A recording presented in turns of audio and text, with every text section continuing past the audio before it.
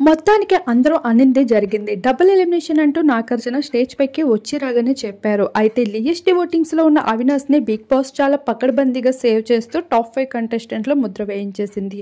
ఇక లియెస్ట్ ఓటింగ్ లో ఉన్న టేస్టీ తేజ అలానే పృథ్వీ, విష్ణుప్రియ మొదటిగా టేస్టీ తేజని ఎలిమినేట్ చేస్తూ వచ్చేసారు. ఆ తర్వాత ఇక హౌస్ మేట్స్ చేతిలోనే పెట్టేశారు ఎలిమినేషన్ ట్విస్ట్ అనేది. ఇక వాళ్ళకే ఒపీనియన్ అడుగుతూ అయితే నాగార్జున ఆ టాస్క్ మొదలు పెట్టడం జరిగింది. అందులో ఎక్కువ వరస్ట్ గా అయితే పృథ్వీకి ఓటింగ్స్ అయితే పడుతూ వచ్చేసాయి. ఇక ఆల్రెడీ లియెస్ట్ ఓటింగ్స్లో ఉన్న పృథ్వీ, ఆల్రెడీ కంటెస్టెంట్స్ చేతిలో కూడా ఓడిపోయిన పృథ్వీ ఆఖరికి ఎలిమినేటెడ్ అని నాగార్జున చెప్పేశారు. ఇక ఆ మాటలు విన్న విష్ణుప్రియ కుమిలిపోయింది. ఇక స్టేజ్ పైకి వచ్చాక పృథ్వీని చూసి ఒక్కసారిగా ఏడుస్తూ కనిపించేసింది. ఆఖరికి వాళ్ళిద్దరు ఎమోషన్కి కంటెస్టెంట్స్ అందరూ కూడా ఏడ్చేస్తారని చెప్పుకోవచ్చు.